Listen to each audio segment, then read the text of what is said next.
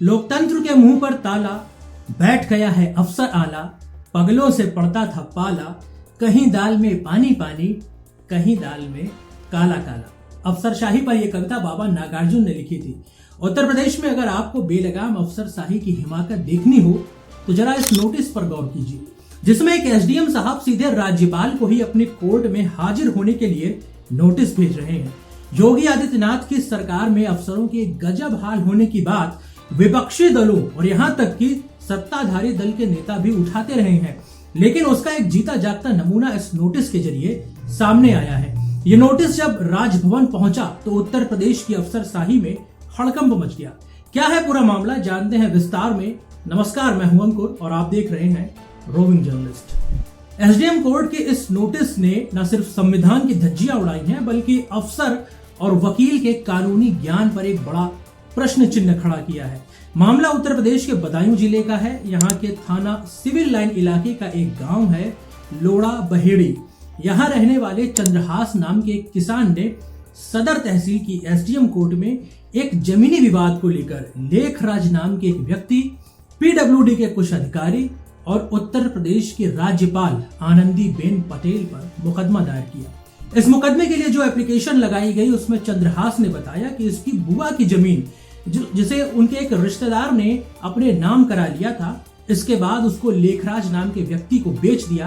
कुछ दिन के बाद उसी जमीन का कुछ हिस्सा उत्तर प्रदेश सरकार के द्वारा अधिग्रहण किया गया, जिसके बाद लेखराज को सरकार से करीब 12 लाख रुपए मिले।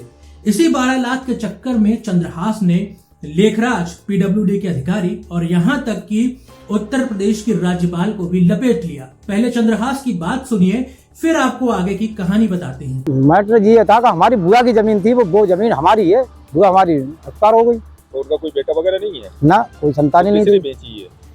कोई चंद्रपाल नाम के व्यक्ति ने बेची थी। चंद्रपाल कौन है? चंद्रपाल वो बुआ के लड़का था, छोटी वाली बुआ का। अच्छा। हाँ, वो दिल्ली रहता था बचपन से ही। अच्छा। वो यहाँ कभी नहीं आया गाँव में। अच्छा। हाँ। तो किसने खरीदी है ये लेखराज नाम के व्यक्ति हैं, चौधरी सराय के बदायूं के, उन्होंने खरीदी थी। अब दोस्तों यहाँ पर एक ट्विस्ट आता है। एसडीएम न्यायिक कोर्ट से लेखराज और राज्यपाल को कोर्ट में हाजिर होकर अपना पक्ष रखने के लिए राजस्व संहिता की धारा 144 का नोटिस जारी किया गया। इस नोटिस पर एसडीएम ने साइन भी कर दिए और सीधे राज्यपाल के पास भेज दिया। पहली बात तो यह कि संविधान के अनुच्छेद 361 के मुताबिक राज्यपाल को पद पर रहते हुए उनके कार्यकाल के दौरान किसी भी अदालत से कोई समन या नोटिस जारी नहीं किया जा सकता, ना ही अदालत में उनके खिलाफ कोई कार्रवाई की जा सकती है। बहुत जाहिर सी बात है कि कानून की इतनी बारीकी कि राज्यपाल को पक्षकार बनाने वाले चंद्रहास जैसे सामान्य व्यक्ति को नहीं होगी। वो बिना किसी वकील के तो कोर्ट गया नहीं होगा। तो क्या वो वकील साहब जिन्होंने उसके मुकदमे की फाइल तैयार करवाई, उन्होंने संविधान के नियम कानून बिना पढ़े वकालत की डिग्री ले ली? क्या उन्हें नहीं पता था कि राज्यपाल को नोटिस नहीं भेजा जा सकता? एसडीएम कोर्ट का वो स्टेनो जिसने नोटिस टाइप की होगी, क्या वो भी सिर्फ खाना पूर्ति करने के लिए बैठा है, जो बिना देखे पढ़े कुछ भी टाइप कर देगा? वो एसडीएम साहब जिन्होंने नोटिस पर साइन करके राज्यपाल को तलब कर लिया, क्या उन्हें भी कोई प्रोसीजर पता नहीं है?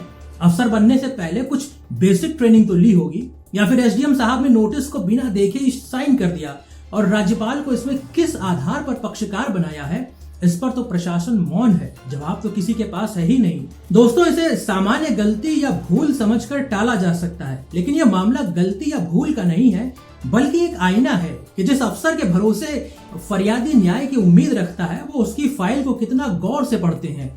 जिस वकील के जरिए वो कोर्ट की चौखट पर दस्तक देता है, वो आपके मुकदमे की एप्लीकेशन में क्या लिख देता है भगवान जाने।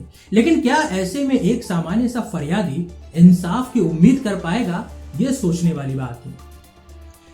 चूंकि यह मामला राज्यपाल से जुड़ा था, इसलिए सुर्खियों में आ गया, लेकिन ऐसी बहुत सी गलतियां रोज होती हैं। मैं पत्रकारिता के साथ साथ कानून का भी विद्यार्थी रहा हूं और मैंने इन तहसीलों, कचहरियों और सरकारी दफ्तरों के काम को बहुत करीब से देखा है। कैसे बिना क्लास में जाए लोग वकालत की परीक्षा पास कर लेते हैं। ऐसा नहीं है कि हमारे देश, राज्य या शहर में काबिल वकील नहीं है, बहुत से हैं। लेकिन एक सच्चाई ये भी है कि आज देश में सिर्फ डिग्री लेकर निकलने वालों की फौज खड़ी हो रही है, जिन्हें नॉलेज से कोई मतलब नहीं है, जैसे तैसे करके बस पेपर पास करना है। तहसील और तमाम सरकारी दफ्तरों में जो लोग बैठे हैं वो काम पर कम चाय पानी और 10, 20, 50 रुपए मिल जाने पर ज्यादा ध्यान देते हैं और आम आदमी की फाइल पर लिखी जाती हैं सिर्फ तारीखें और न्याय का अंतहीन इंतजार। बहरहाल इस मामले पर राज्यपाल के सचिवालय ने आपत्ति दर्ज कराते हुए बदायूं के डीएम को चिट्ठी भेजी है और इस चिट्ठी में चेतावनी देते हुए एसडीएम के खिलाफ कार्रवाई करने की बात भी कही है। मामला राज्यपाल से जुड़ा है, लिहाजा एसडीएम साहब पर तो गाज गिरना तय है। लेकिन आप इस मामले में किसकी गलती मानते हैं? अपनी राय कमेंट बॉक्स में जरूर लिखिएगा। वीडियो को लाइक और चैनल को सब्सक्राइब कर लें। नमस्कार।